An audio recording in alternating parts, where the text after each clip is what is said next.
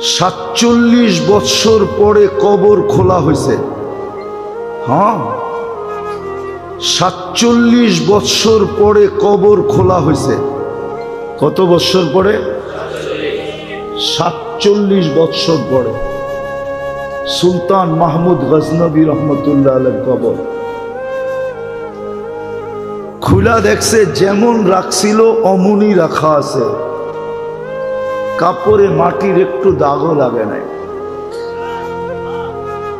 হাত দুইটা বুকের উপরে বাঁধা আছে। উঠায়া দেখছে নরম তুলতুলে, মনে হয় এইমাত্র ঘুমাইছে।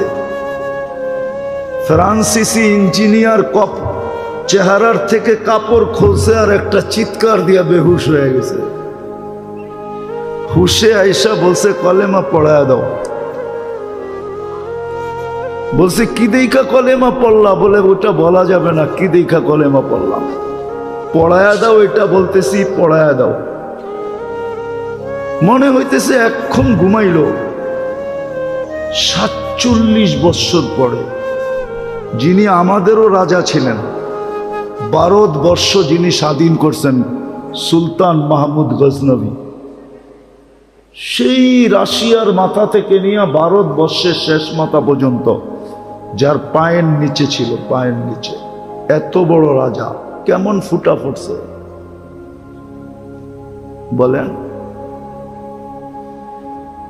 ফুটলে দরবেশ এরকমই ফুটে।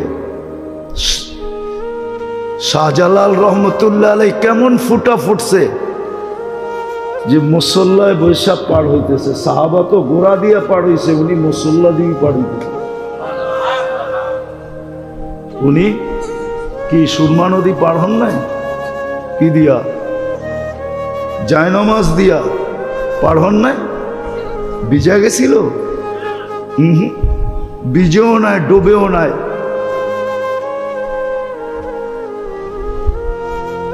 এরকম ফোটা ফুটছিলেন। তো যেটা বুঝাইতেছিলাম,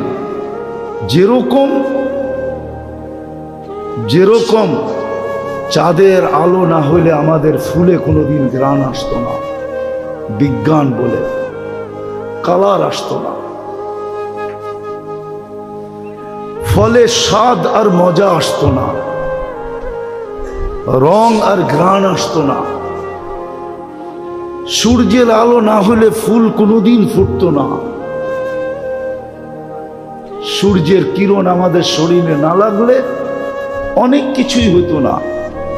তদ্রূপ আল্লাহর রহমত যতক্ষণ পর্যন্ত আমাদের উপরে না হবে, যুবকের উপরে যদি রহমত না হয় তো যুবক ফুটবে না, পুরুষের উপরে না হলে পুরুষ ফুটবে না, নারীর উপরে না হলে নারী ফুটবে না, জীবন কেটে যাবে, ফুটবে না। আমি ওই ফুটন্তের কথা বলতেছি, মনে উঠলো বিদায় বলতেছি।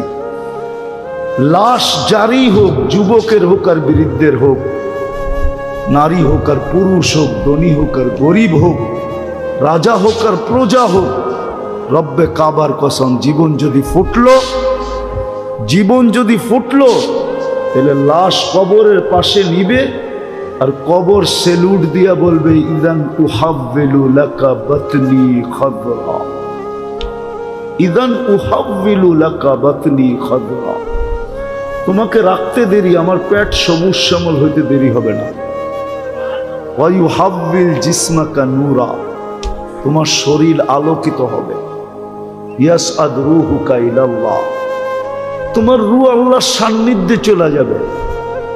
তারাল জান্নাতা গুদুওয়াম ওয়া আশিয়া, তুমি সকালে জান্নাত দেখবে, বিকালে জান্নাত দেখবে যদি ফোটে। কিন্তু এটার জন্য শর্ত হলো আল্লাহর রহমত আসতে হবে। যুবকের যৌবনের উপরে আল্লাহর রহমতের ছোঁয়া লাগতে হবে। নারীর নারীত্বের উপরে কয়দিন থাকবা ওইখানে, কয়দিন থাকবো এখানে? 60-70 বছর, এর বেশি তো এখানে থাকার সুযোগ নাই। 60-70 বছরই থাকবো, বেশি দিন তো থাকবো না। কেউ থাকে নাই, কেউ থাকবে না। কোরআন হাদিসের কথাই সত্য, কবি মনীষীদের কথাই সত্য। আজল নে না ছোড়া কেসরা না দারা। মউত কাউকে ছাড়ে নাই, কাউকে ছাড়বে না। সৃষ্টির সর্দারকেই যখন ছাড়েন নাই, তার কাকে ছাড়বে? ঠিক না? সৃষ্টির রাজাকেই তো ছাড়েন নাই। মুহাম্মদুর রাসূলুল্লাহ সাল্লাল্লাহু আলাইহি ওয়াসাল্লাম সৃষ্টির রাজা, সৃষ্টির সর্দার। শুধু এইখানেই শেষ না, সৃষ্টির সর্দার। সৃষ্টিকে মনে হয় আল্লাহ কখনো রহমতের ছোঁয়া দিতেন না যদি মুহাম্মদুর রাসূলুল্লাহ না হতো। নইলে কোরআন কেন বলে ওমা আরসালনাকা ইল্লা রাহমাতাল লিল আলামিন। সমগ্র জগৎ কি মনে হয় আল্লাহ রহমতের ছোঁয়া দিতেন না? কাউকে দিতেন না, কোনো সৃষ্টিকে না, না জিন না ইনসান, না ফেরেশতা, না কোনো প্রাণী, কাউকে রহমতের ছোঁয়া দিতেন না যদি বন্ধু না আসতেন, যদি বন্ধু না হইত। মুহাম্মদুর রাসূলুল্লাহ যদি না হইতেন, আজকে যতটুক রহমত পাইতেছি কোনো ছোঁয়াই আল্লাহ কাউকে দিতেন না। উনি যখন চিরদিন থাকেন নাই, মৌত ওনাকেও ছাড়ে নাই। জিজ্ঞাসা করছিলেন উনি মালাকুল মৌতকে, অনুমতি দিলে আমাকেও নিয়ে যাবেন? তো বলছে হ্যাঁ, অনুমতি দিলে আপনাকেও নিয়ে যাব। সবাইকে তো অনুমতি ছাড়াই নিয়ে যাই, শুধু আপনি একক ব্যক্তি যার ব্যাপারে আল্লাহ বলে দিছে অনুমতি ছাড়া ডুববেও না, আনবেও না। মনে হয় বোঝেন না? অনুমতি ছাড়া কামরায় ডুববেও না, আর অনুমতি ছাড়া বন্ধুকে উঠায় নিয়েও আসবে না। অনুমতি দিলে তারপরে ঢুকবে, তারপরে আনবে। তো বলছে আপনি একক ব্যক্তি, আল্লাহ বলে দিছে অনুমতি ছাড়া ঢুকা নিষেধ, অনুমতি ব্যতীত বুকে হাত রাখা নিষেধ। অনুমতি দিলে আপনাকেও নিয়ে যাব। এই জন্যই মনে হয় কবি লেখছেন লাউ কানাতিদ দুনিয়া মুখাল্লাদা। দুনিয়া যদি চিরদিন কারো জন্য হতো মা মাতা মুহাম্মাদা, তাহলে কোরআন হাদিস পর্যালোচনা করলে দেখা যায় যে মুহাম্মদুর রাসূলুল্লাহ দুনিয়ার থেকে যাওয়ার ব্যক্তিত্ব ছিলেন না। উনিও যখন চলে গেছে আর কতদিন থাকবো আমরা?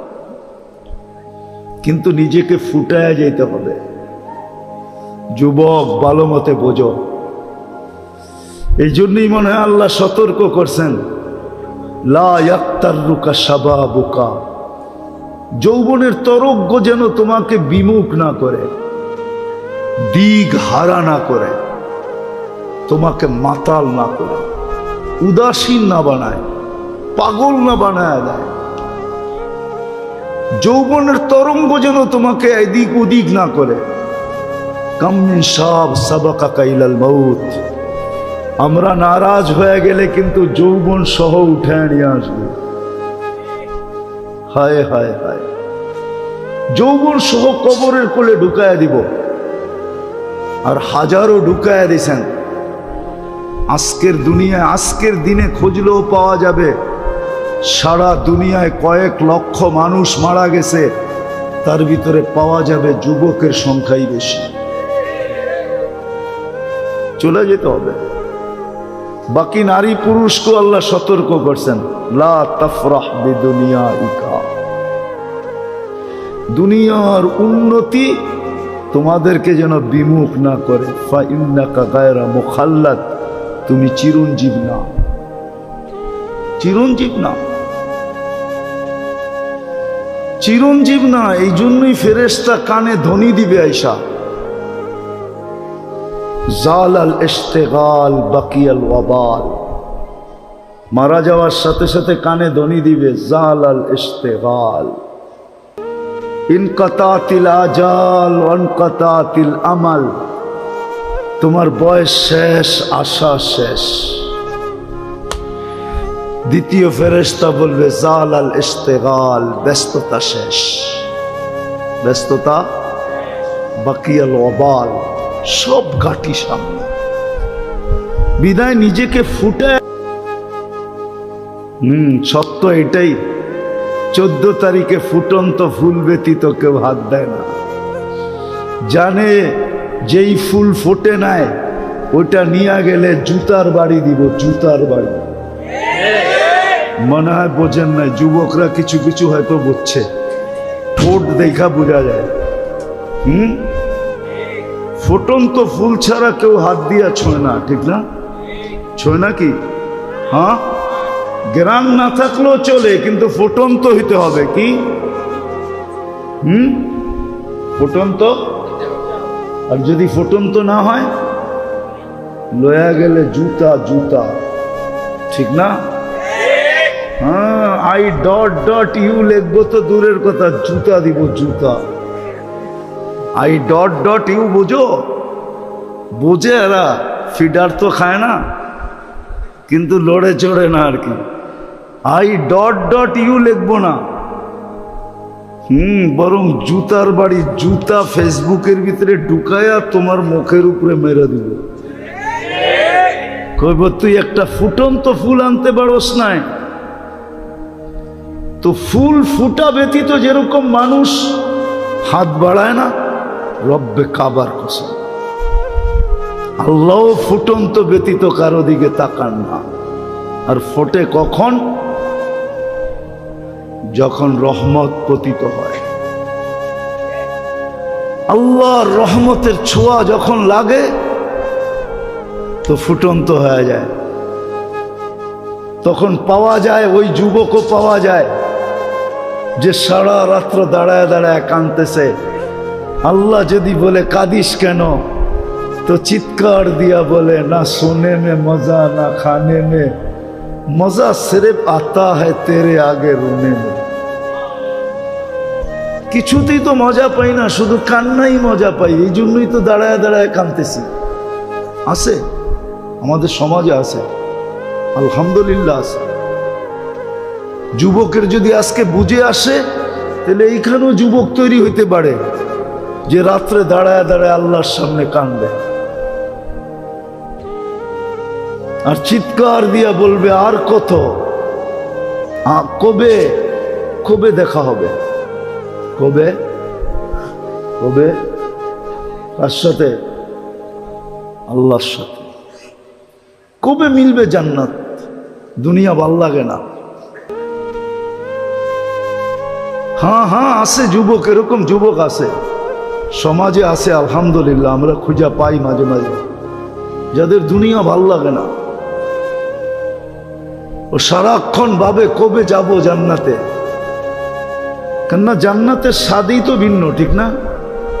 কি কি কও? দুনিয়ার নাচ কি নাচ নাকি? এ তো হাত পাও বেকা করে, ঠিক না? এটার নাম নাচ। নাচ তো হবে জান্নাতে, যার সাথে পুরা জান্নাত ডান্স করবে। কি কি 40 বছর টানা নাচ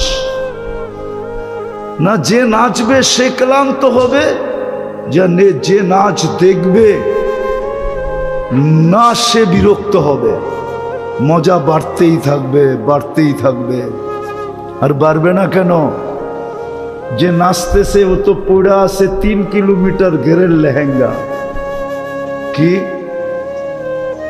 লেহেঙ্গা বোঝেন? কয় কিলোমিটার ঘের? এরম মারলে 3 কিলোমিটার জায়গা নিয়ে ফুলা উঠবে।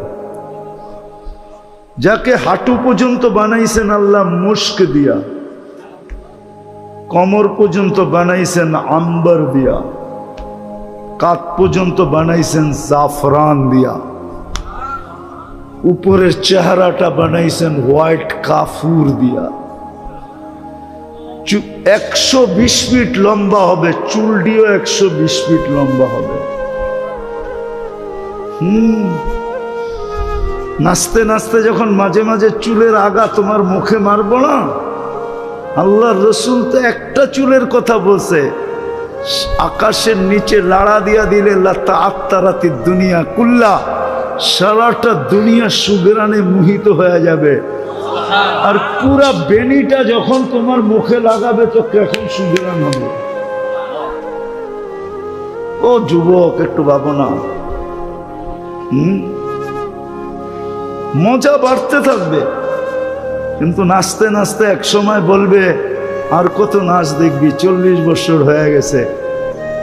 হ্যাঁ, খালি নাচেই দেখবি, ভিতরের কোনো কাহিনী দেখবি না। মনে হয় ফিডার খায়, কিচ্ছু বোঝে না। চল কামরায় তোরে কাহিনী দেখাই। আল্লাহ বানায় রাখছে। এই জন্যই তো যুবক সারা রাত্র কাঁদে। আল্লামা কর্তুবী রহমতুল্লাহ আলাইহি লেখছেন, এক যুবক সারা রাত্র নামাজ পড়তেন, সারাদিন রোজা রাখতেন। গড়ালারা বুঝাইছে এরকম করিস না, পাগল হয়ে যাবি। বন্ধুরা বুঝাইছে, কার কথা মানে ও?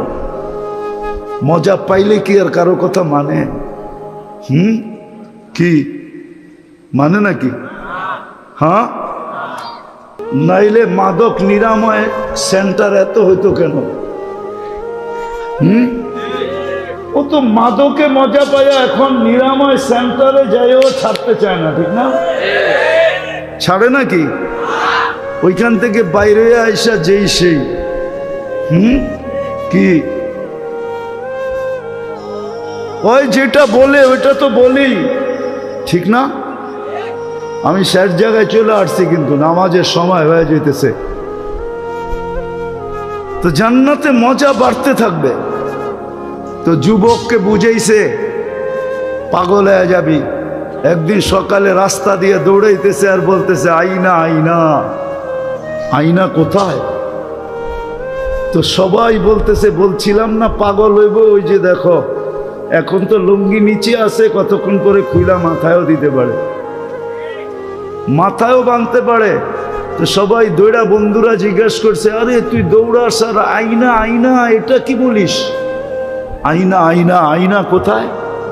কই ঘুমায় গেছিলাম, সকালে তন্দ্রা আসছিল, তো দেখলাম এক জান্নাতের বাগান, ফলে ফুলে ভরা, ভিতরে এক ঝর্ণা, পানি ভরতে ছিল এমন মেয়েরা যাদের বর্ণনা দেওয়ার মতো আমার কাছে আমার পক্ষে সম্ভব না। শুধু আমি না, সৃষ্টিও মনে হয় সৌন্দর্যের বর্ণনা দিতে পারবে না।